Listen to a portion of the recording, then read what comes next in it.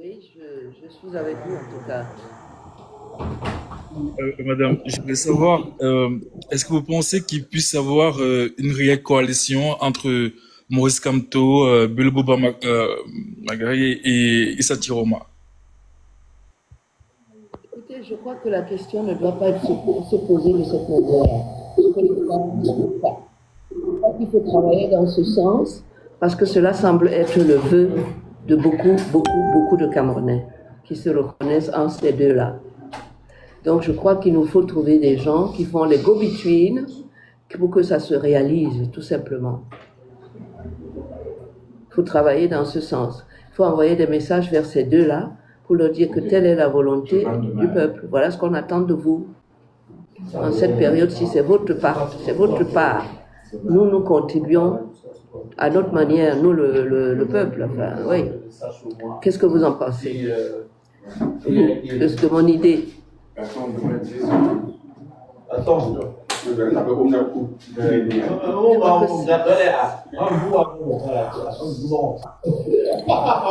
Voilà. Est-ce qu'on m'a entendu?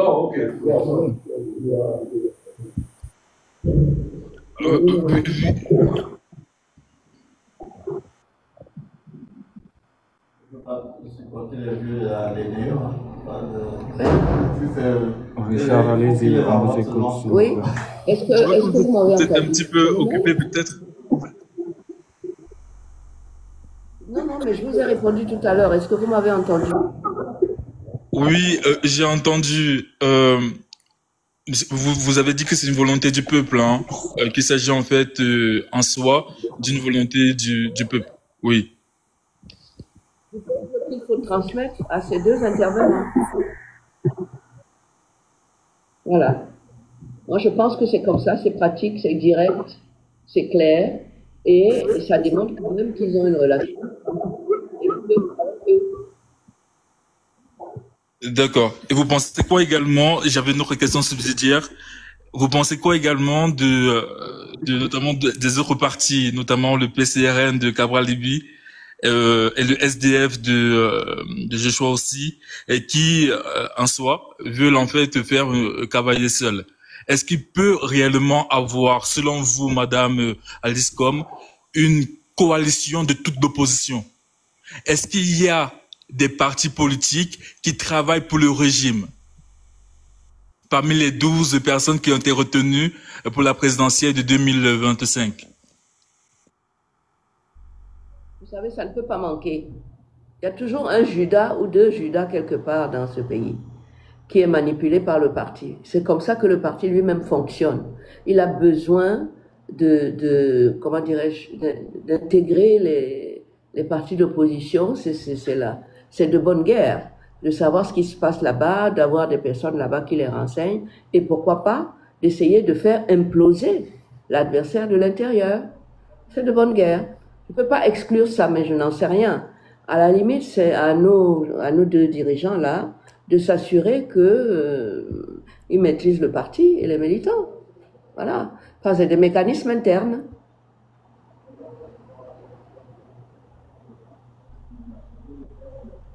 Ça. Je ne sais pas si vous m'avez entendu. Oui, je vous écoute. En tout cas, je vous remercie. Je partage le live à tous mes amis parce que j'ai beaucoup d'amis qui ont envie de vous poser des questions également. Je partage immédiatement le live et je vous dis encore beaucoup de respect à vous et je vous remercie, Madame Aliscom. Vous êtes une fierté pour nous, la jeune génération que nous suivons, quoi. Voilà. C'est une fierté pour nous, Madame Aliscom. Je suis avec vous, je suis à vous entièrement. Hein, si on peut faire des choses ensemble, et c'est ce que je souhaite, parce que seul, chacun, on ne peut pas arriver à quelque chose, mais c'est cette relation même intergénérationnelle, vous voyez, qui va faire en sorte que justement on puisse donner quelque chose qui a un impact sur notre vie, sur le comportement de ceux qui veulent être nos dirigeants. C'est important. Voilà, merci. Bon après-midi. Alors, Maître Alice, il y a une question de Steve Kamga qui dit quelle est selon vous le plus grand défi juridique pour garantir la transparence d'une élection? Le plus grand défi juridique? Oui. Ça, c'est une question difficile. Parce que cette question va me ramener à faire un état des lieux du juridique. D'accord. Vous savez que nous sommes dans un environnement où le pouvoir judiciaire et donc le juridique est entre les mains de celui qui est compétiteur en même temps, qui est candidat, qui est arbitre, qui gère les institutions, qui gère les élections, etc. Donc oui, c'est pas le juridique qui m'intéresse moi dans cette histoire-là, parce que le juridique n'est pas libre. Ce qui m'intéresse, c'est le peuple, qui lui est souverain. Le peuple, c'est vous, c'est la masse critique qu'il peut constituer pour être une force et un pouvoir qui influence ceux qui veulent agir en son nom et lui demander des suffrages également. C'est là où moi je mets mon action, hein. Ce n'est pas sur le juridique. Le peuple, pour moi, c'est celui qui a le vrai pouvoir souverain. Il ne lui reste qu'à l'exercer. Et à ce moment-là, on va mettre le juridique, le politique et tout ce monde-là au pas. C'est de ça qu'il s'agit. D'accord. Une autre question autant pour moi qui dit, la mère, pourquoi tu soutiens l'installation de l'homosexualité en Afrique? Ça, c'est une question qui n'est pas à m'adresser à moi. Je ne soutiens rien du tout. Je voudrais simplement vous ramener au fait que nous sommes un État qui est structuré, qui a des lois, qui a des tribunaux pour appliquer les lois et qui a des avocats qui défendent ceux qui sont en difficulté devant les lois. C'est le rôle de l'avocat que je suis. Moi, je suis là pour défendre les gens qui ont des difficultés avec la loi devant les tribunaux. Je fais mon travail. Je défends parce que l'avocat a un rôle de défendre les libertés d'aveugle. Alors, et puis l'homosexuel, c'est un citoyen qui a des droits, qui a les mêmes droits. Et ça résulte de la même constitution dans son préambule. Tous les hommes naissent libres et égaux en droit et en dignité. Alors, moi, c'est ce que je protège. Je veille à ce qu'il y ait une égalité parfaite de droits pour tous les êtres humains qui sont camerounais et qui vivent au Cameroun.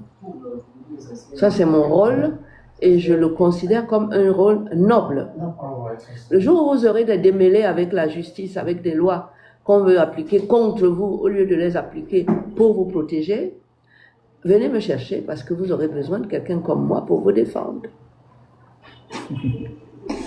Ok, une autre question de Kaiden qui dit « Bonsoir maman, depuis le rejet de la candidature de Kamto, je m'interroge bien sûr qui voter. » Quels sont les candidats d'abord? On va entendre les candidats. On va voir les candidats pendant une campagne électorale pour que les candidats viennent nous expliquer quel est leur programme, qu'est-ce qu'ils nous proposent si finalement ils sont élus par nous. Et c'est à ce moment-là que je pourrais vous dire, moi le programme de tel me paraît sérieux, lui-même aussi me paraît sérieux, et voilà comment, parce qu'il faut justifier, on vote pas quelqu'un pour lui faire plaisir, on vote quelqu'un parce qu'on pense qu'il a des aptitudes à servir le peuple, le moment venu, si jamais il est élu. Voilà. Alors, Maître Alice, dans une sortie lucide et puissante, vous avez dénoncé la confiscation du droit de choisir, la manipulation des instructions et le verrouillage du processus démocratique sur votre compte Facebook. Oui. Dans votre réponse à Monsieur le Président Biya, vous avez opposé la liberté à l'anarchie institutionnelle. Pensez-vous que le Cameroun est aujourd'hui dans une dérive dictatoriale sans retour? Oui, sans aucun doute. Sans aucun doute. Mais quand vous dites sans retour, là je suis un peu circonspect, parce que le peuple doit avoir le dernier mot. Il ne doit pas subir la dictature de un à qui il a placé là pour le servir. Donc moi je regarde plutôt du côté de nous autres, le peuple, pour exercer le pouvoir qui est le nôtre y compris sur la personne qu'on croit que c'est lui qui doit tous les pouvoirs. C'est faux. Il a un pouvoir qui est délégué. Et qui est délégué par toi et moi, nous sommes le peuple. C'est à nous de veiller à ce que ce pouvoir soit placé à notre service et non pas pour nous asservir. Et pensez-vous qu'il y aura-t-il encore un état de droit au Cameroun? Mais c'est à nous de décider. Si on veut laisser un individu faire le droit, l'état de droit tout seul, on ne sera jamais un état de droit. Regardez ce qui se passe partout en Côte d'Ivoire. À chaque fois que le peuple doit se prononcer pour que justement on ne laisse pas à une seule personne le pouvoir de gérer toute une population comme il veut, quand il veut, eh ben, c'est à nous de dire non. Et il y a la rue pour s'exprimer, c'est notre bureau. Il y a 1000 manières pour le peuple d'exprimer son désaccord sur les décisions qui sont prises par une personne à qui il a donné le pouvoir de gérer pour le bien de tout le monde. C'est à nous, la balle est dans notre camp. Si nous décidons, nous allons avoir les résultats. Voilà. Et Maître Alice, quand vous écrivez sur votre page Facebook, nous faisons usage de notre liberté en conscience, à quoi appelez-vous concrètement les Camerounais? J'appelle les Camerounais à être conscients du fait que le Cameroun sera ce qu'ils auront voulu qu'il soit. Ça veut dire que chacun doit être vigilant. Chacun détient un droit, un pouvoir. Il doit le mettre au service de tous les pouvoirs. Et veiller à ce que celui qui exerce ce pouvoir respecte ça. Donc pour moi, le peuple n'a jamais tort. Il doit avoir toujours le dernier mot. Le peuple doit s'exprimer. Il s'exprime comment? Il y a des pétitions. Il y a des descentes dans la rue. Vous avez vu comment, en Côte d'Ivoire, par exemple, la rue a parlé. Le président a compris le langage de la rue. On lui a dit non, nous ne voulons pas d'un 4e mandat. C'est ce langage qu'il faut instaurer entre nous, le peuple, et celui qui est là-haut, qu'on a envoyé là-bas. Il faut maintenir ce dialogue et s'assurer qu'il est respecté. Parce que celui qui est là-haut tient son pouvoir d'une autre. C'est nous qui lui avons donné une partie. Et d'ailleurs, il vient nous demander bientôt, pendant l'élection-ci, de nous donner encore. C'est à nous de décider. Quel Cameroun voulons-nous? Un Cameroun qui a des Camerounais tous par terre, avec un qui pose leurs pieds sur tous les corps et qui appuie? Non. Nous sommes un peuple intelligent, dynamique, conscient de son devoir vis-à-vis de l'histoire, vis-à-vis des nouvelles générations, vis-à-vis de notre pays. Nous devons exercer ces droits-là et veiller à ce qu'ils ne soient pas menacés par une dictature. C'est nous qui avons ce pouvoir. Si nous ne l'exerçons pas, nous n'aurons qu'à pleurer pour nous-mêmes et à nous en prendre à nous-mêmes, pas à la personne qui a violé. Parce que si on était vigilant, on n'allait pas lui permettre de violer. On ne peut pas. Et le peuple n'a jamais perdu contre un individu. Jamais. Si tel est le cas, Maître, la Constitution garantit la liberté de manifestation pacifique. Sur quelle base légale le MINAT peut-il envoyer les forces armées pour empêcher les Camerounais? Mais il n'a pas le droit. Mais le MINAT fait lui rappeler. Mais c'est ce parce qu'on que voit mais le jour où on descend tous dans la rue, moi y compris, vous verrez qu'il ne pourra pas. Pourquoi? C'est parce que lui, il agit à coup de menaces. Et il arrive à vous faire peur. Et à vous empêcher de jouer votre rôle. Et de jouir de vos libertés. C'est vous qui le laissez faire. Bon, moi je ne le laisse pas faire. Je n'accepte pas. Voilà. Chacun a un droit et un pouvoir. Si vous refusez de l'exercer, quelqu'un va vous l'arracher et il va vous asservir. C'est le cas du MINAT. Il pousse un peu comme ça, il voit que vous ne bougez pas. Et il va vous faire oublier que c'est vous qui le payez tous les mois. C'est vous qui avez donné à celui que vous avez élu, entre guillemets, élu président de la République, les moyens de se faire assister dans ce vaste travail de droits de l'homme. Et c'est comme ça qu'il recrute des gens que vous payez pour l'aider à vous servir. Alors chacun doit jouer son rôle. Si vous ne le jouez pas, il va le jouer, il va vous arracher vos droits, il va vous maltraiter. Voilà. Il ne vous restera que vos yeux pour pleurer. Ou alors l'amener au tribunal. Parce qu'il aura violé, il aura dépassé ses pouvoirs. Mais est-ce que vous aurez même le courage de savoir que quand on viole vos droits, vous avez des juridictions qui sont compétentes pour connaître du litige et sanctionner. Voilà. Si tu ne défends pas ton droit, mon cher, quelqu'un va lâcher. Il ne te restera rien. Tu es dépouillé de tout. Parce que tu as laissé faire. Tu avais les outils. Tu n'avais qu'à t'organiser. Ok. Vous rappelez chaque fois ici, les forces de l'ordre sont financées par les impôts des Camerounais. Oui. N'est-ce pas une violence grave que d'utiliser ces mêmes forces payées par le peuple pour l'intimider, ce même peuple? Bien sûr que c'est une violence. Parce que le peuple ne réagit pas. Vous croyez que si on descend tous dans la rue, on dit 1 million de personnes dans la rue, vous croyez que les policiers vont tirer? Regardez ce qui se passe ailleurs. Hein? Ils n'ont jamais le dernier mot. Ils tirent, ils vont tirer des conséquences très graves pour la personne qui les a envoyés. Surtout en année électorale, puisqu'il va venir vous dire de le nommer. Si vous continuez à le nommer, ne vous plaignez plus. Voilà. Tu peux assurer. Chacun doit assumer, oui. C'est ça. Ok. La différence. La semaine dernière, nous avons vu un avocat du MINAD armé en plein salle d'audience et maintenant des militaires dans les rues pour empêcher les marches.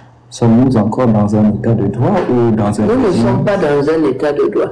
Nous sommes dans un état dictatorial. Et c'est nous-mêmes qui avons laissé le président de la République penser que nous qui lui avons donné ce pouvoir-là, ça lui a donné plus de pouvoir contre nous. Ce n'est pas normal. Et on ne dit rien. C'est nous qui devons lui rappeler à chaque fois que c'est nous qui l'avons mis là pour nous servir. Pas pour nous faire tuer par la police que nous payons pour assurer notre sécurité. Voilà. C'est ce que je dis. Vous avez une maison, les voleurs viennent, ils rentrent comme ils veulent, ils volent, ils prennent tout, quoi. Ils repassent encore. Vous allez vous en prendre à qui, pardon? Excusez-moi. Et quel message avez-vous envoyé au président ainsi qu'à ses disciples? Au président et à ses disciples qui empêchent les marches dans les rues. Mais ce que je vous dis là, ça s'adresse à lui. Monsieur le Président, vous êtes là pour nous servir. Nous vous avons mis là. Nous vous avons recruté. Nous vous avons nommé. Vous ne pouvez pas retourner les armes contre nous. Et la rue, c'est le bureau du peuple. Vous ne pouvez pas empêcher les gens, le peuple, d'aller dans son bureau s'exprimer. Parce que c'est comme ça qu'il vous parle. Vous devez voir le langage de votre peuple en question lorsqu'ils vont dans la rue et dire je vous ai compris et faire ce que le peuple vous demande. Voilà. Ok.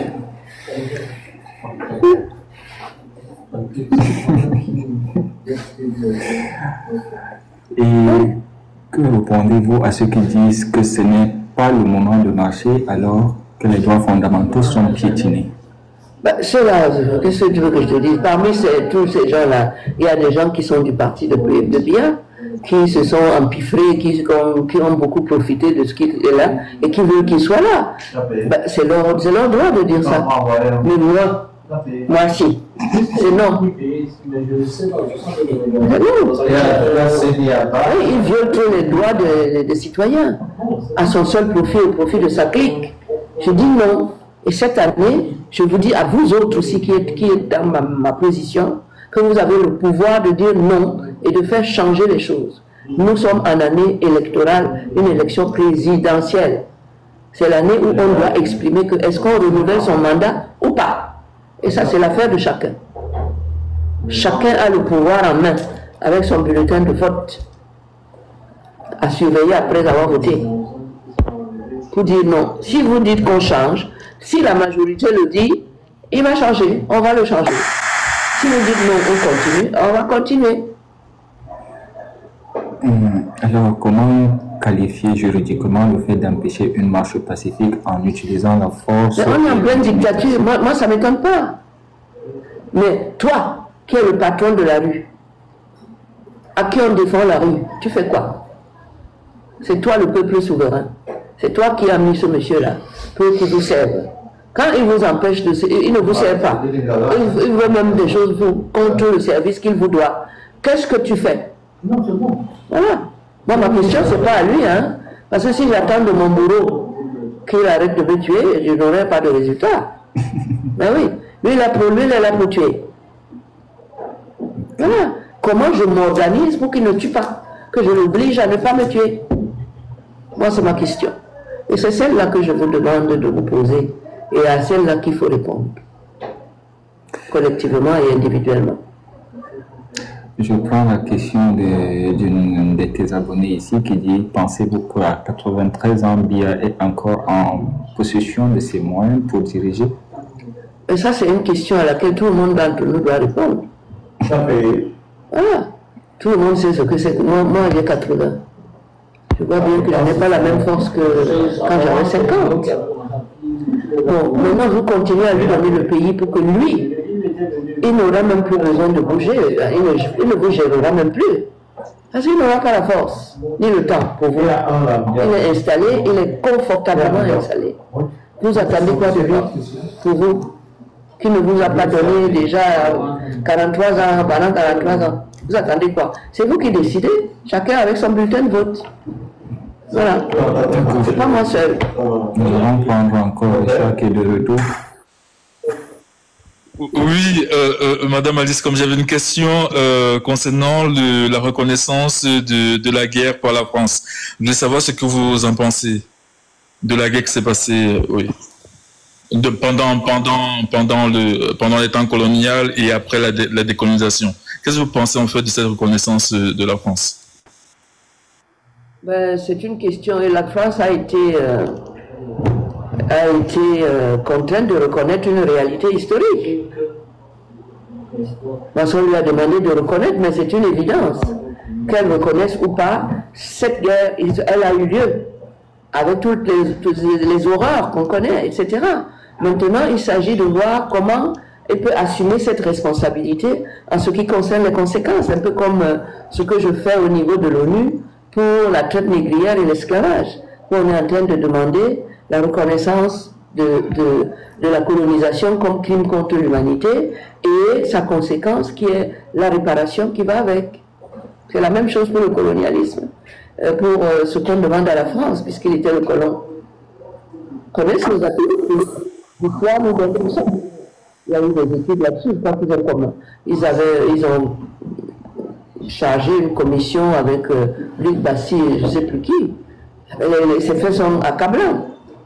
Maintenant, comment est-ce qu'on essaie de réparer ça? Parce qu'effectivement, quand vous avez causé un dommage à quelqu'un, la loi vous oblige, si vous le demandez, à réparer le dommage qu'il a causé en vous payant des dommages-intérêts. C'est ce que je fais tous les jours au tribunal. Pour les victimes qui viennent me voir, victimes d'accidents, victimes d'accidents de la circulation ou de quoi que ce soit de dommageable pour eux. On amène l'affaire au tribunal, on constate qu'effectivement il y a eu dommage et on fixe le montant des dommages-intérêts pour la réparation du préjudice moral, corporel et tout ce qu'on peut imaginer. Cette déclaration d'Emmanuel Macron en ce temps de présidentielle, d'élection présidentielle, est-ce que ce n'est pas également une sorte de manipulation pour les élections qui arrivent? Pourquoi c'est maintenant qu'il fait cette déclaration concernant cette guerre qu'ils ont menée au Cameroun? Pourquoi c'est maintenant, après la confirmation en fait des élections de 2025? Pourquoi c'est tout de suite là qu'ils le font? Pourquoi je ne sais pas tout de suite, mais j'ai quelques inconnues au niveau de la plateforme que j'occupe là-bas à l'ONU, on en parle tous les jours. La reconnaissance, elle est là, elle a même été officielle. La France a reconnu les atrocités, le colonialisme, etc. Nous en sommes maintenant à regarder au niveau des réparations. Qu'ils le disent maintenant, avant ou après, je ne vois pas l'impact que ça peut avoir sur le Camerounais lambda qui doit aller renouveler le mandat du président Biya, qui est là depuis 43 ans. Je ne vois pas ce que ça doit enlever. Au contraire, ça peut nous donner l'occasion de dire, Monsieur Biya, tu as été le complice, et en justice, le complice subit la même peine que l'auteur principal. Tu as laissé faire. Et nous, le peuple, tu n'étais pas là pour ça. Tu étais là pour nous protéger, tu ne l'as pas fait. Madame Alice, ça ne veut pas dire que la France soutient finalement un régime dictatorial. Au Cameroun, il y a plus de 400 prisonniers politiques à l'heure actuelle. Et la France n'a jamais condamné le régime de Paul Biya par rapport à sa répression qu'elle fait sur le régime, sur les Camerounais. Est-ce que finalement la France ne soutient pas en fait le régime dictatorial de Paul Biya et voudrait également continuer à ce que le régime puisse maintenir son pouvoir au sein en fait de la population camerounaise? C'est tout à fait possible. Vous savez, la France est dirigée par un président de la République qui est élu par son peuple. Il a des contraintes que je ne connais pas. Et vous avez en face Paul Biya aussi qui est le président d'un État. Et les États ont des intérêts qui sont représentés par le président Biya en personne. Si aujourd'hui, il décide que l'intérêt du Cameroun, c'est qu'il aille vendre le Cameroun à la France, qu'est-ce qu'on peut y faire? Parce que la France va nous dire, mais c'est vous qui nous avez dit que c'est votre représentant. J'ai traité avec lui. Ce qu'il a dit avec moi, vous allez lui demander. Qu'est-ce que je vais répondre? C'est à vous de mettre à la tête de votre pays quelqu'un qui est capable de défendre vos intérêts devant un autre chef d'État qui veut le rouler. Et rouler son peuple. Est-ce qu'on est d'accord là-dessus? Vous avez deux États souverains. Bon. Je suis d'accord avec vous, mais étant donné qu'on n'est plus dans un état de droit, à quoi sert encore les élections? Est-ce que ce n'est pas une illusion qu'on donne en fait aux Camerounais? Non, moi je pense que les élections, c'est le peuple qui doit agir. Qu'est-ce que nous faisons pour faire entendre notre voix de peuple souverain? Qu'est-ce qu'on fait? Voilà une année électorale présidentielle. Vous allez me dire que vous allez laisser le boulevard ouvert pour que Biya soit encore réélu officiellement? Si on déclare qu'il est encore réélu officiellement, vous voulez que la France considère que c'est qui son interlocuteur ici? Alors que cette année, nous avons la possibilité de dire que nous ne votons plus pour lui et qu'on se mette au travail pour que les élections ne nous le sortent pas du chapeau comme étant celui qui a gagné les élections. Qu'est-ce que nous faisons? Moi, c'est là que je place mon intervention. Travailler pour qu'il ne soit plus notre prochain.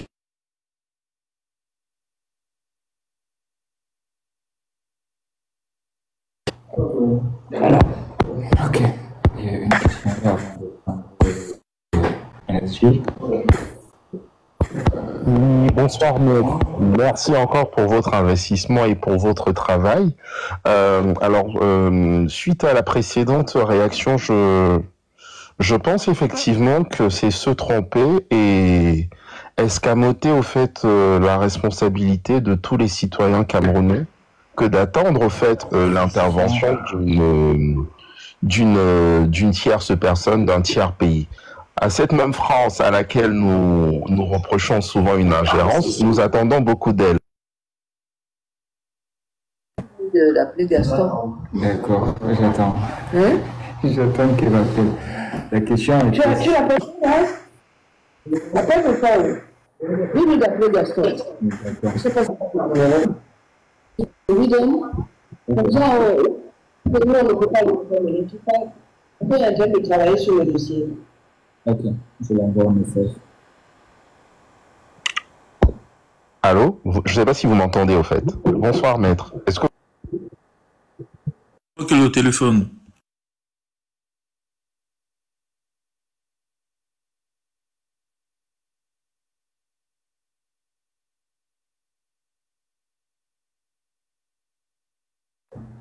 Tu lui as donné le numéro de Gaston. Voilà. Allez-y, énergie.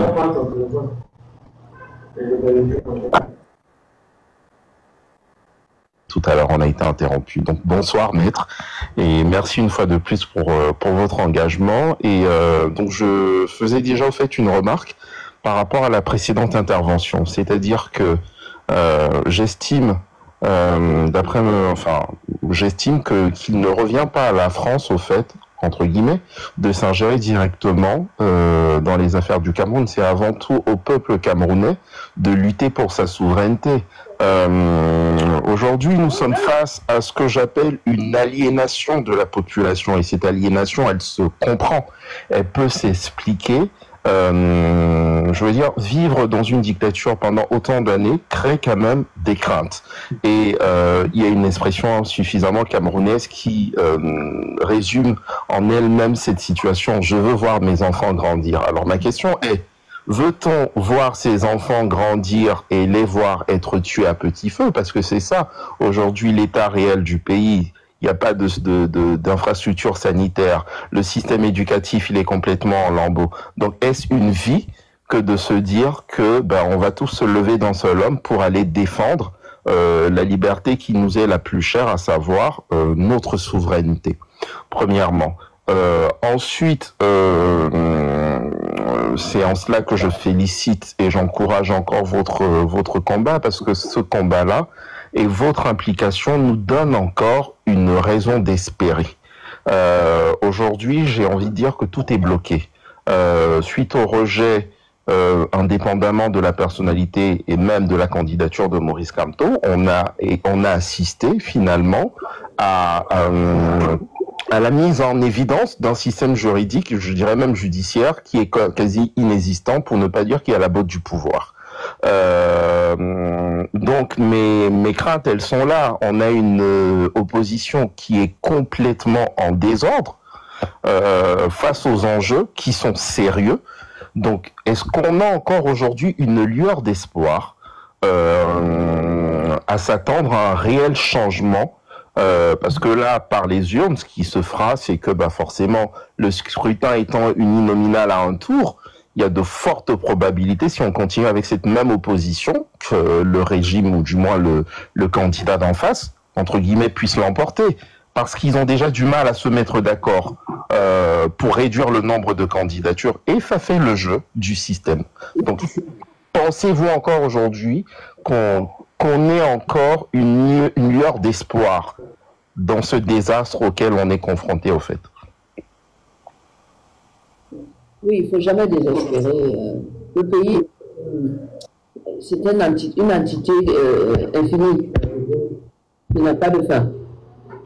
Donc, tant que c'est comme ça, il faudra continuer à travailler.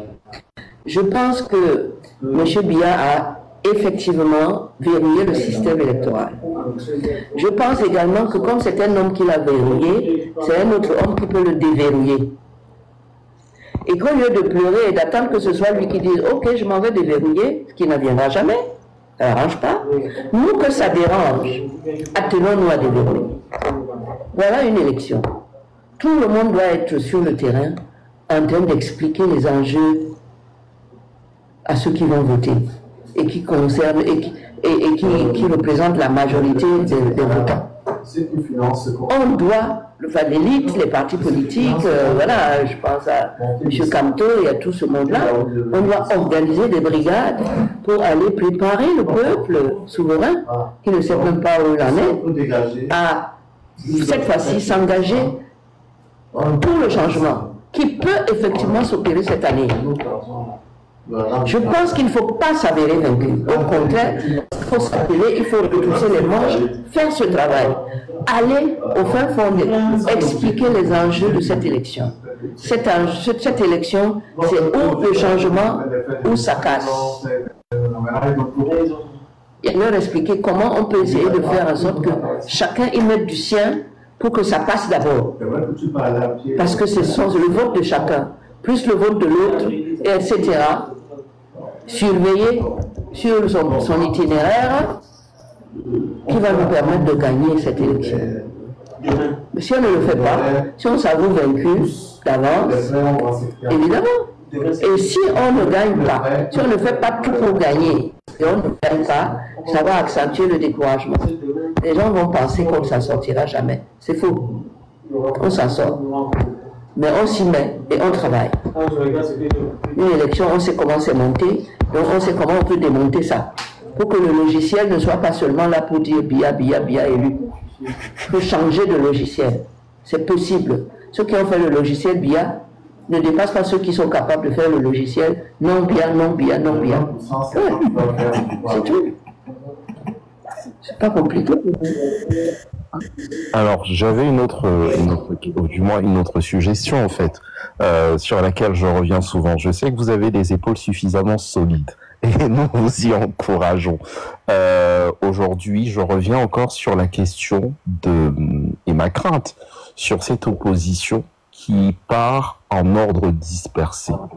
Ne pensez-vous pas qu'un collectif de la société civile qui peut vous comprendre, vous et d'autres acteurs de la vie camerounaise, serait le bienvenu pour inciter notamment cette opposition à partir, à éviter au fait toute dispersion.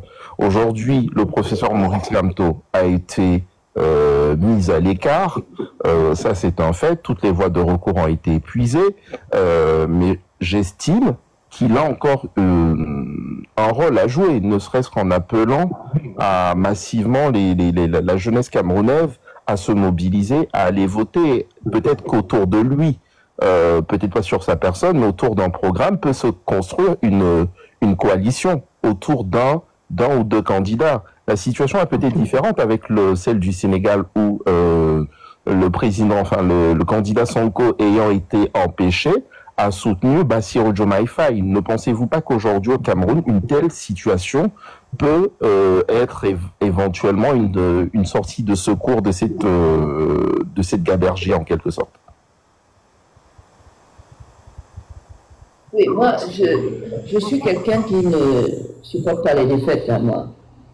Et je ne peux pas m'avouer vaincu parce que la candidature de M. Kamto a été rejetée de manière tout à fait injuste, illégale et tout ce qu'on peut imaginer.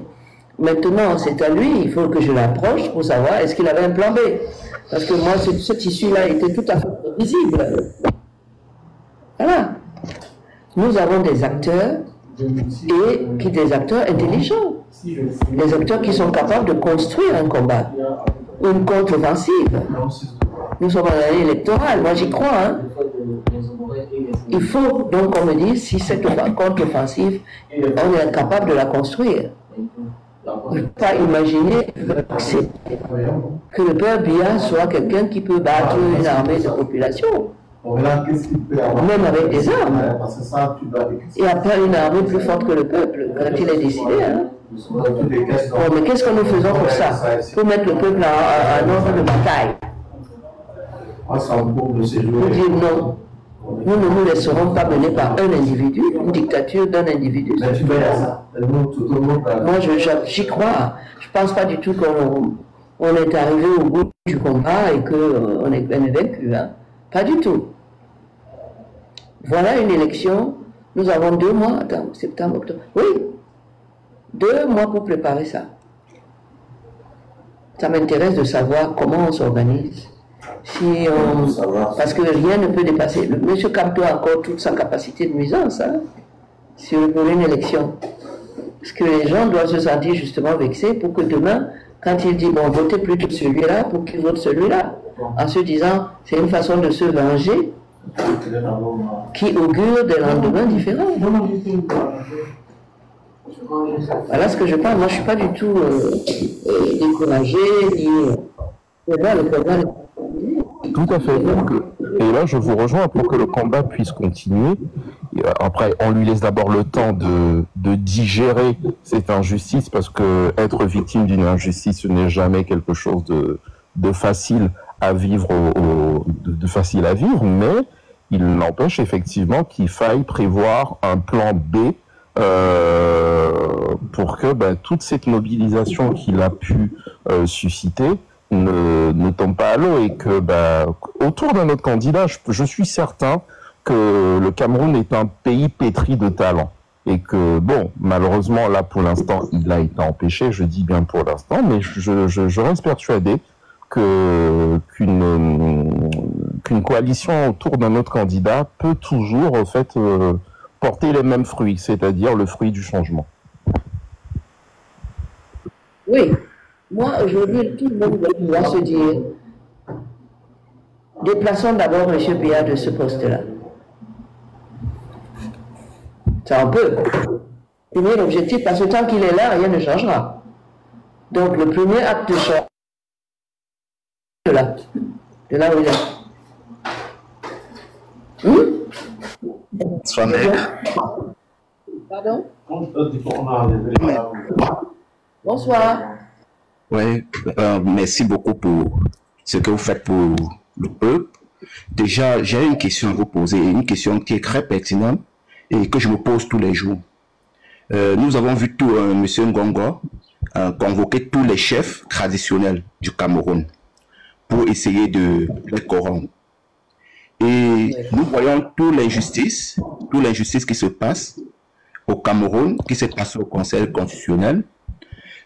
Aussi, nous voyons des opposants qui ne parviennent pas à s'allier pour former un bloc populaire pour essayer de chasser ce gouvernement-là.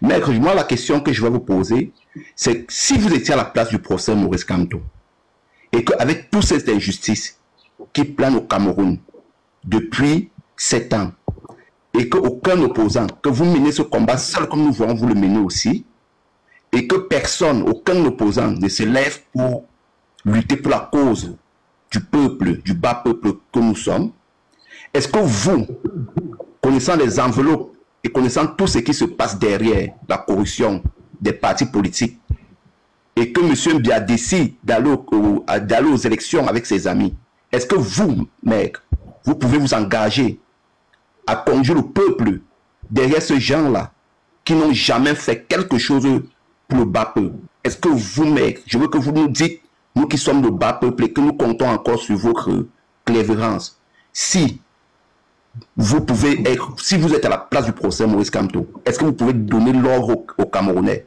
de suivre un parti opposant, sachant que ces gens n'ont rien fait pour le bas peuple? Merci.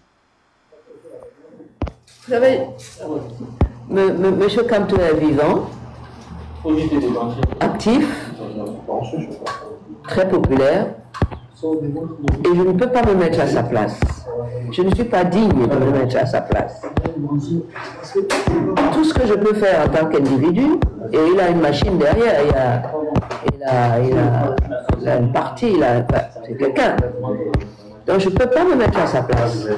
Mais j'attends que, étant à sa place, comme il est lui-même à sa place, j'attends qu'il nous dise qu'est-ce qu'on fait. Il sait que nous sommes derrière lui. Je me suis manifesté. Comme beaucoup d'autres, c'est à lui de nous donner le temps et la direction à suivre. Qui va dans le sens de ce qu'il veut maintenant faire. Quel était son plan B? En avait-il un? Moi, à ce moment-là, je peux travailler pour que ce plan B réussisse. Je peux adhérer. Mais c'est tout ce que je peux faire pour le moment. Mais je ne peux pas prendre sa place.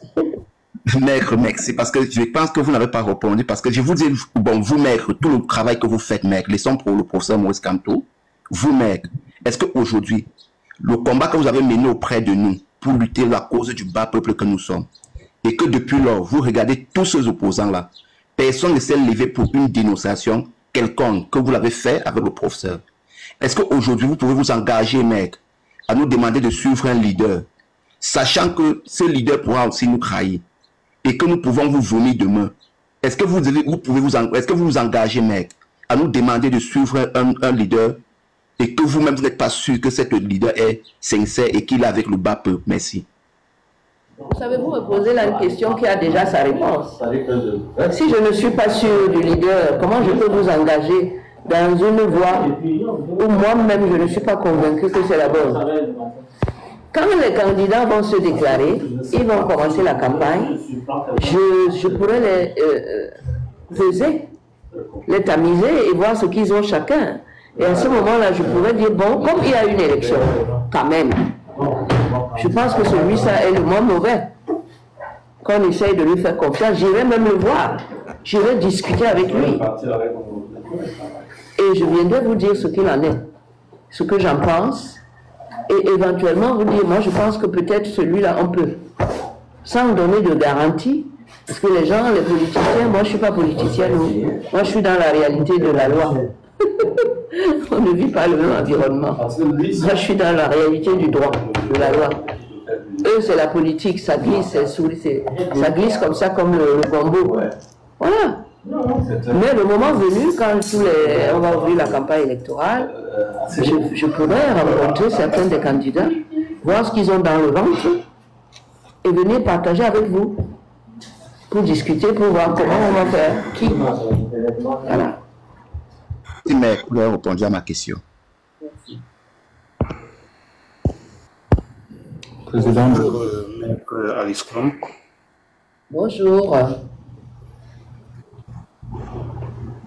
Ouais, moi, ma préoccupation, c'est que depuis plus de 43 ans, nous faisons face à un échec de la démocratie au Cameroun. Oui.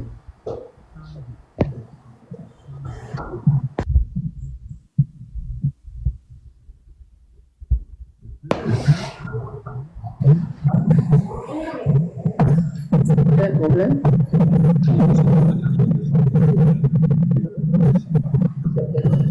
Puisque c'est lui qui parlait.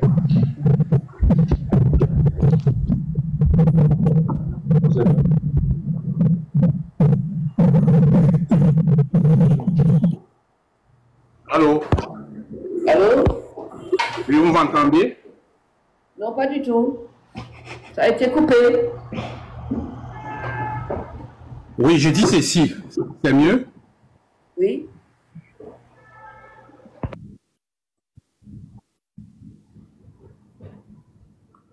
Je dis ceci, que le Cameroun fait face à 43 ans d'échec face à une démocratie au pays, et qui parle d'échec parle de sagesse d'un peuple face à cet échec-là.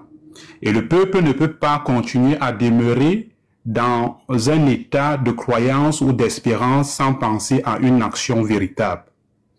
Et je pense que le peuple a une dernière chance cette année à pouvoir saisir son droit et s'engager réellement pour défendre ses intérêts.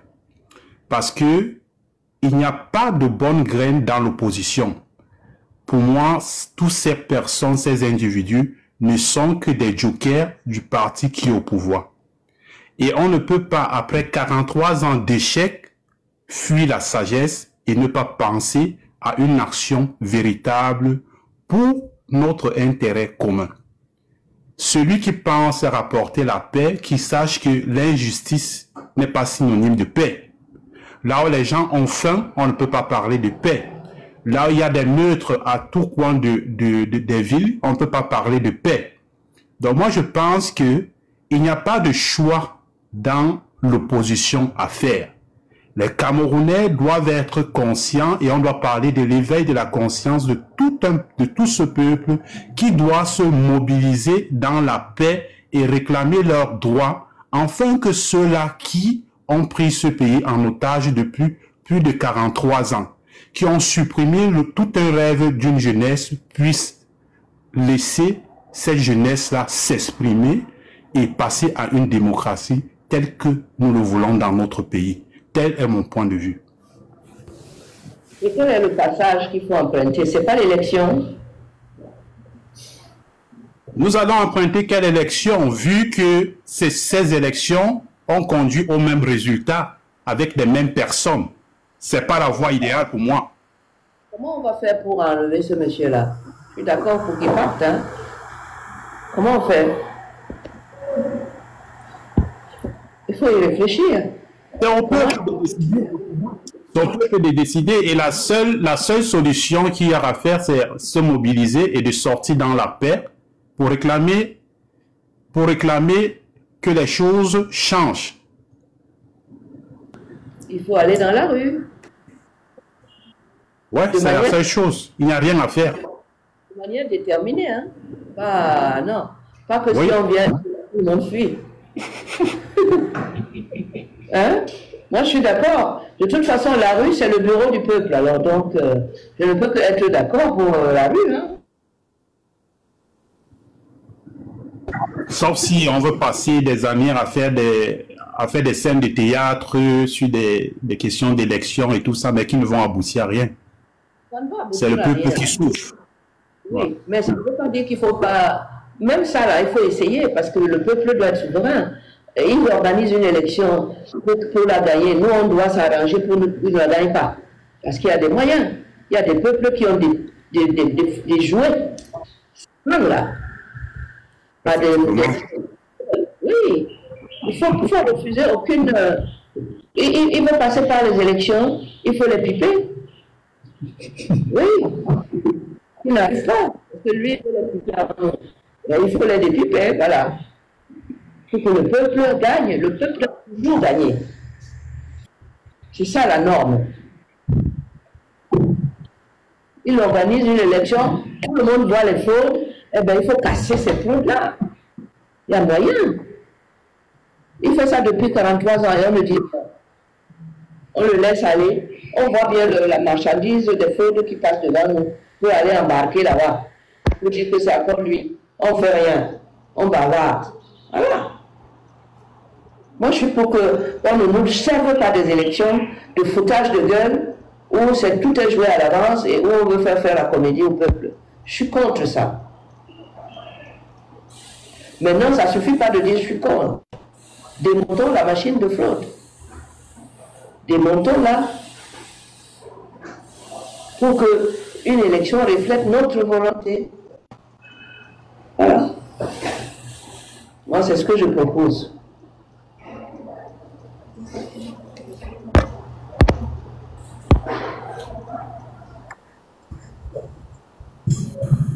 Merci à vous et passez une excellente journée. Merci, vous aussi.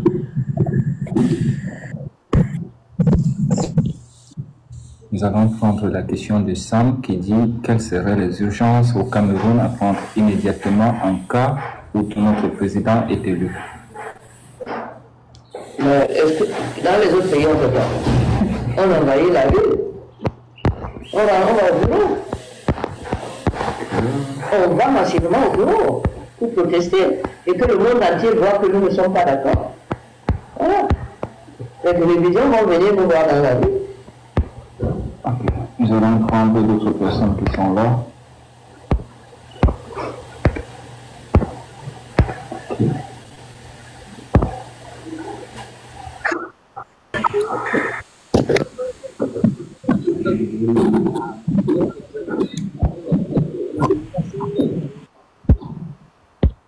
Bonsoir maman, bonsoir maman. Je peux parler? Allez-y. Ok, merci. Alors maman Alice, comme c'est moi, c'est Polidori de la JC 237. J'ai déjà eu l'occasion de venir vous rencontrer, mais mes confrères sont toujours là avec vous présentement. Je suis le seul élément qu'on ne s'est pas encore vu. Mais ma photo de profil peut vous en parler plus. Et j'ai toujours l'habitude de dire aux Camerounais, ce que la diaspora fait, ça ne représente même pas 0,99% de ce que nous devons faire au pays. Écoutez-moi très bien. Si vous êtes face à une dictature et que vous avez peur de cette dictature, alors que vous avez la possibilité de renverser cette dictature, ça veut dire que la raison, les gens même qui les facilitent, le maintien au pouvoir, c'est qui? C'est nous. Aujourd'hui, vous êtes dans une situation où M. Maurice Kamto a orienté, ça c'est une passe orientée qu'il a fait. Ne parlez même plus de lui. Ça c'est ma vision à moi. Je dis que ne parlez même plus de lui. Ce monsieur a fait ce qu'il a fait, je l'appelle d'aller se reposer. Je veux qu'il aille se reposer. Il a dribblé, il a fait la passe. La passe qu'il a fait, ça s'est orienté vers qui? Vers les 11 soi-disant candidats de l'opposition. Écoutez-moi très bien. Ce message, j'aimerais qu'on fasse des panels sur ça et pouvoir, n'est-ce pas, s'articuler ça, s'attarder tout ça pour que les Camerounais puissent comprendre que voilà comment est-ce qu'on peut faire pour s'en sortir. Nous avons deux problèmes à résoudre. D'abord, le problème de la Cour constitutionnelle, qui est, n'est-ce pas, une juridiction injuste. Le second problème, c'est le problème du tribalisme, que ce régime a toujours utilisé pour nous diviser. Et ça marche. Est-ce qu'aujourd'hui, nous avons la possibilité de mettre tous ces deux éléments à l'écart? Je dis oui. Comment? Ma proposition elle est très simple. Les 11 candidats à qui M. Morika doit faire la passe pour les donner là, j'espère qu'ils sont bons pour recevoir cette passe-là. Parce que c'est une passe très délicate. Si vous vous organisez, les 11 candidats là, vous vous réunissez, ce n'est pas demander que vous fassiez une coalition. Je ne suis pas d'accord pour la coalition. Parce que même moi, Polidori, je me lève contre le RDPC seul. Je le bats aux élections normales. Organisez-vous, fixez une date. Vous décidez de, n'est-ce pas, demander à ce qu'on destitue la Cour constitutionnelle. Parce que c'est une juridiction qui n'est pas claire, qui n'est pas transparente. Nous voulons aller aux élections, je suis même prêt qu'on parte aux élections. Mais vous voulez aller aux élections devant quelle juridiction? Qui va vous donner le compte? Qui va décider du jour de la demain après les élections? C'est la Cour constitutionnelle. Organisez-vous les 11 candidats, fixez une date, demandez la destitution de la Cour constitutionnelle. S'ils ne veulent pas appliquer, fixez une date, vous demandez la marche. Nous, le Cameroun, nous avons sorti marche, sachant que parmi les 11 candidats, on a les Bamoun, on a les Bassa, on a les Boulou, on a les Zéwondo. Tout Camerounais se retrouve parmi ces 11 candidats-là. On se reconnaît à vous, le peuple se reconnaît à vous. Le peuple se reconnaît en vous. Si, après cela, je vous assure, on marche que ça ne donne pas, revenez me demander que petit frère, tu nous avais envoyé où? C'est là où nous saurons que est-ce que cette dictature est peu au-dessus du peuple? Nous allons voir. Et si vraiment vous ne voulez pas le faire, vraiment, ça ne sert à rien d'aller aux élections, hein? Même ceux qui appellent à la coalition là. Moi, pour le donner, je ne peux pas aller aux élections, aller mettre mon bulletin dans les urnes en sachant que ceux qui vont décider là, c'était toujours ceux-là qui ont renversé le seul leader de l'opposition qui a donné la volonté. Moi qui vous parle là, je n'ai jamais voté. Hein? Je n'ai jamais voté. Et parmi les Camerounais qui sont inscrits, la majorité sont ceux qui sont inscrits pour aller voter pour qui? Monsieur Maurice Kamto. Mais maman Alice comme, voilà ma proposition que je propose. C'est la meilleure des solutions. Ne pensez pas que vous allez aller aux élections et que quand le cours national a dit que le RDPC a gagné, vous allez appeler les Camerounais sortis. Détrompez-vous. Détrompez-vous. Il faut lire sur la carte, anticiper.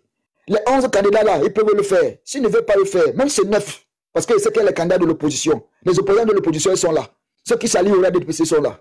Mais si 9 personnes sortent, rien que 9, je vous assure, parce que quand vous êtes face à un régime où l'injustice est devenue une loi, seule la résistance doit devenir un devoir. Seule la résistance doit devenir un devoir. Donc, peuple camerounais, je vous en prie, faites des vidéos, dénoncez, tous ceux qui ont peur là. Vous avez des outils de dénonciation, vous avez peur. Faites des vidéos, dénoncez, jusqu'à ce que ça se ressente. Faites comprendre que les Camerounais au Cameroun, ça ne va pas. Ça va marcher. Maman, c'est le message que moi je voulais vous donner. Je vous remercie beaucoup. Et j'espère que ce que j'ai proposé là, vous allez prendre ça en compte et essayer de faire des panels dessus. Pas peut-être pour vous, à votre niveau, mais je dis les Camerounais qui font des panels là. Pardon. Prenez ce qu'on vient de dire là très au sérieux. Stimulez. Faites en sorte que ça entre les oreilles de ces Camerounais. Parce que nous sommes en train de nous préparer à notre niveau pour, n'est-ce pas, aller rencontrer tous ces 11 soi-disant candidats de l'opposition. Si vous êtes cette année-ci pour vos intérêts personnels, ça ne passera pas. Mais si vous êtes pour l'intérêt général et l'intérêt de la nation camerounaise, je vous assure, renverser ce régime en 24 heures, en moins de 24 heures, c'est possible. Moi, je le dis, je n'ai pas peur de me cacher. Tous les Camerounais qui disent qu'ils ont peur de mourir là, la mort, quoi que vous fassiez, vous allez toujours mourir un jour ou un autre. J'ai dit que vous allez toujours mourir un jour ou un autre. Mais dites-moi, depuis qu'on fait les marches, on sort là, ouais, il a cassé quoi un jour? Mais eux, ils vous torturent. Ils envoient l'armée en route. Dites-moi, depuis qu'on agresse vos frères, on arrête les motos, on les killam. On arrête les commerçants, les sortent la nuit pour aller se battre, on les killam. Vous avez déjà vu la milice BIA envoyer l'armée militariser la ville pour votre sécurité? Non. Ils militarisent la ville uniquement pour le fauteuil présidentiel d'une seule personne, le président de la République Bobia. Et en ce moment-là, on profite au moins d'une petite occasion pour être en sécurité. On en a marre. Ça en est de trop. Monsieur Maurice Kamto, il a voulu faire dans la paix et pas les unes. On l'a écarté. Maintenant, il faut que les 11 candidats nous présentent maintenant la vraie face. Parce que moi, on ne les accorde même aucune crédibilité. Nous savons que ce ne sont pas des opposants. Mais ils peuvent se rattraper. Unissez-vous, les gars. Unissez-vous, s'il vous plaît. Unissez-vous. C'est le message que vous avez passé, maman. Merci. J'ai pris bonne note, comme je ne suis pas candidat. Moi, j'ai bien suivi, j'ai bien noté. On va voir qu'est-ce qu'ils vont faire. Hein? Moi, je suis le mouvement de la contestation. Voilà. Je suis contre le maintien du président Biya au pouvoir pendant plus longtemps encore. Je suis pour la fin de la souffrance des Camerounais. Je suis pour le changement. Donc, j'irai là où ceux qui... Moi, je ne serai jamais candidat. Je suis trop vieille pour être candidat. Mais j'irai là où le candidat le plus courageux, celui qui me semble vraiment déterminé à arracher ce pouvoir, je vais le soutenir. Et je vous demanderai de le soutenir aussi. Voilà. Ok. On va passer la parole.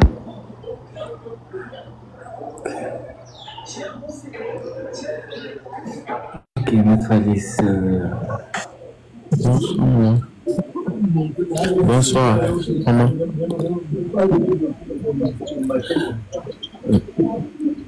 Si je viens ici, c'est juste pour vous présenter un certain nombre de faits qui se sont déroulés ces derniers jours en ce qui concerne la politique de notre pays, le Cameroun. La situation est la suivante. En ce qui elle concerne beaucoup plus les soi-disant opposants que nous avons et les opposants majeurs dont ils veulent nous faire croire qu'on peut leur faire confiance. Par contre, en amont, ils nous ont trahis de la pire des manières. On a vu Bello Bouba Maïgari aller voir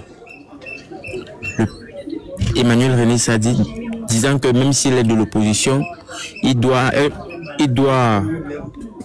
rencontrer tout le monde. Tu ne dois pas rencontrer ton ennemi quand vous êtes en guerre.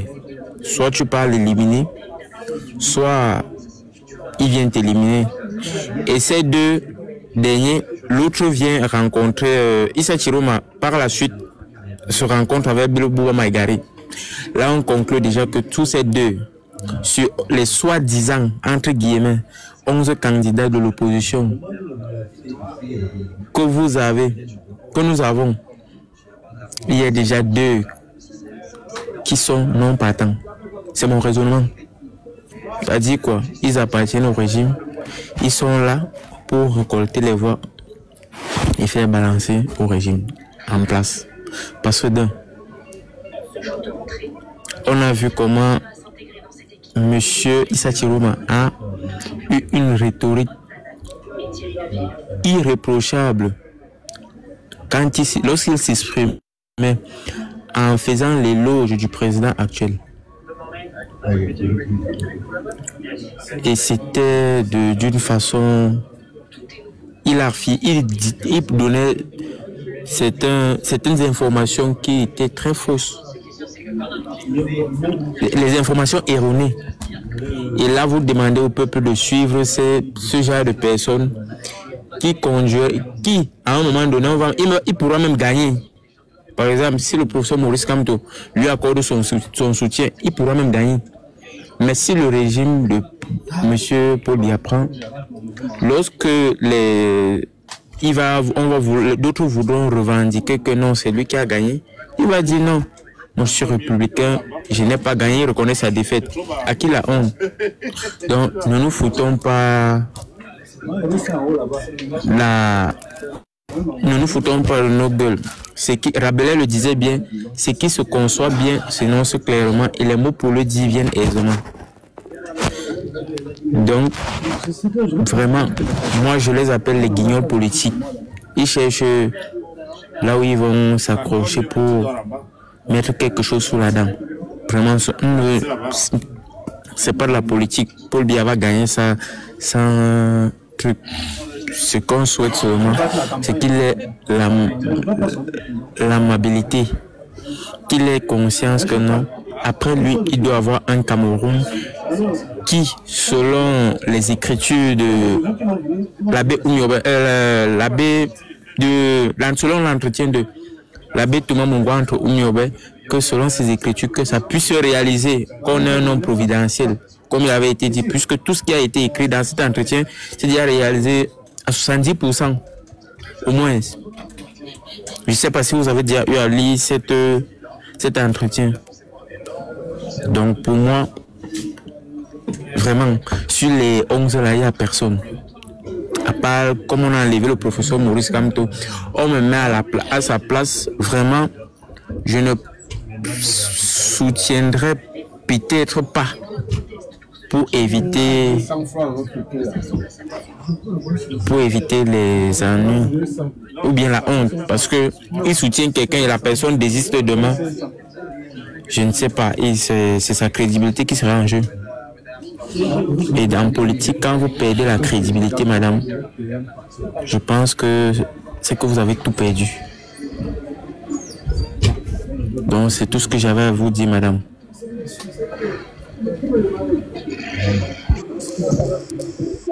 Vous avez...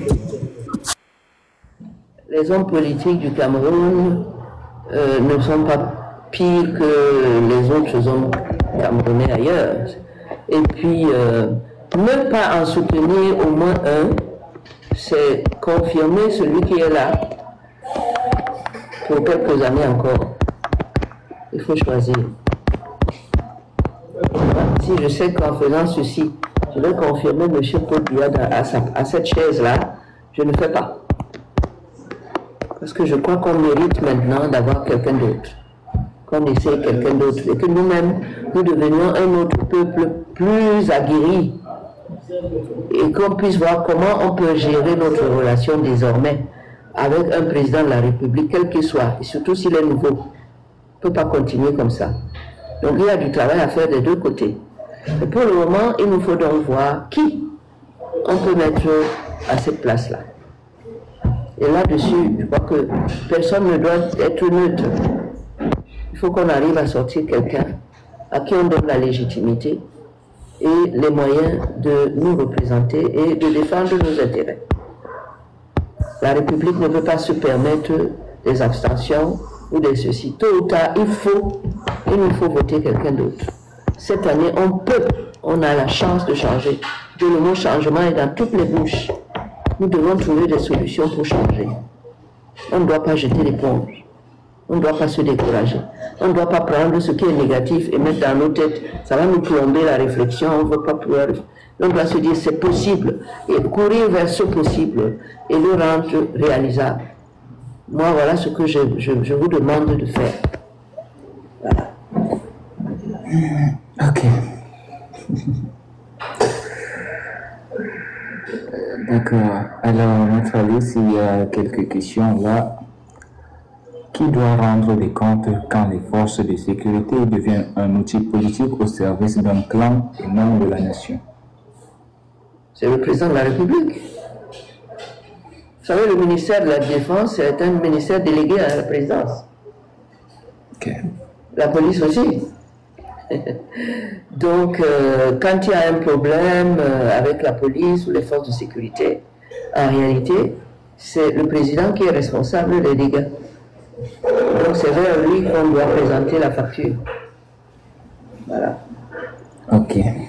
Une autre question, est-ce une simple violation de droit ou un abus du pouvoir caractérisé le fait d'envoyer les forces de maintien de l'ordre pour intimider le peuple?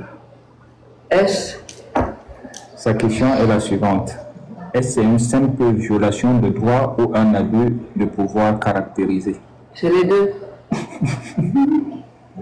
C'est absolument les deux. Dans un régime démocratique, on respecte le peuple qui vous a élu. Et on ne retourne jamais les services de sécurité contre les personnes qui vous ont élus. On les utilise pour assurer la sécurité de ces personnes-là, pour leur permettre d'exercer leur droit. Par exemple, d'aller dans la rue. C'est leur droit du peuple. Donc si vous envoyez des policiers là-bas, des forces de sécurité, c'est pour assurer la sécurité des gens qui sont dans la rue, pour qu'ils puissent s'exprimer dans leur bureau avant de rentrer à la maison. Ils doivent être là uniquement pour assurer leur sécurité. Oui. C'est le fait. Merci. C'est l'heure. Pour le rappel. Une question pour Black King qui dit pensez-vous vraiment que le vote va changer quelque chose avec Elekam truqué? Mais on doit démolir le trucage. Le vote en démocratie, c'est une chose normale. Ça permet au peuple de s'exprimer, de choisir, d'exercer le pouvoir de nommer la personne qui va à qui vont confier la gestion de leur vie et de la vie du pays. On ne peut pas arrêter ça. Il faut absolument faire en sorte que ça se passe dans des bonnes conditions. Voilà.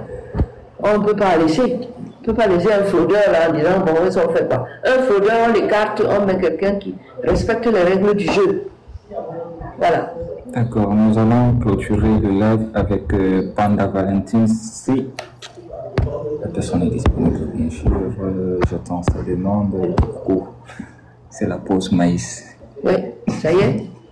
Non, j'attends d'abord. On voit sa demande à monter sur le live.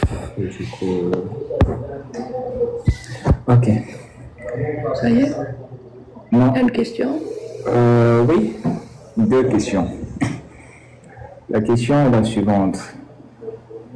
Est-ce que Macron a bien fait de répondre au passé en oubliant le présent qui découle de ce passé?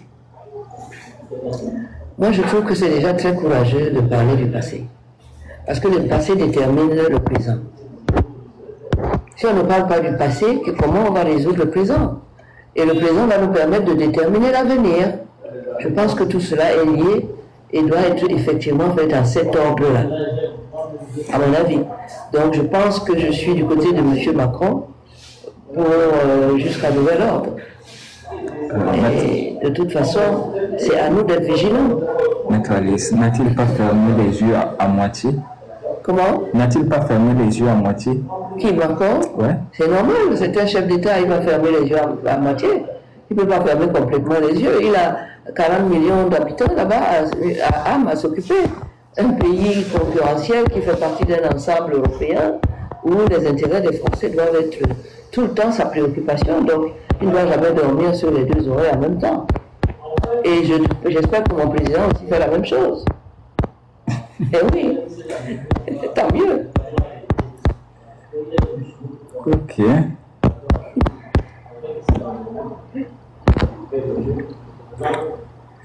Je vous adore, madame, merci pour les combats. Ok, merci François. En fait, ce sont des remerciements. Merci à la JC et son président, je le vois connecté.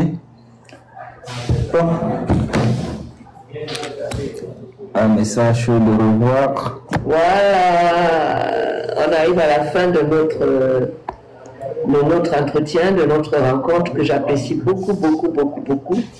Vous m'apportez énormément en étant à ce rendez-vous avec ces échanges qui sont très riches et sur lesquels je continue à réfléchir et à partager avec les acteurs sur le terrain de façon à ce que vous puissiez de temps en temps avoir la possibilité de vous reconnaître dans les décisions de certains de nos élus, de nos dirigeants. Et en ça, je vous remercie beaucoup de cette contribution. Je pense que c'est une contribution citoyenne nécessaire, enrichissante. Alors sur ce, je vous dis bonne soirée, je vous embrasse et à la prochaine. Ok, Valentin, tout d'abord, il y avait un live prévu pour vendredi, mais je tiens à vous présenter mes sincères excuses. Pourquoi? Parce que vendredi c'est le 15 et c'est l'Assomption, voilà. Férié. Et moi je ne serai pas là, je serai du côté de Yaoundé. Donc rendez-vous lundi à 15h. C'est parfait. Ok, ciao. Alors à lundi, bonne fête de l'Assomption. Ne mangez pas trop, ne buvez pas trop, mais profitez bien de la vie. Hein. On n'a qu'une vie et il faut en profiter. Voilà. Soyez heureux. Ok. Ciao. Ciao.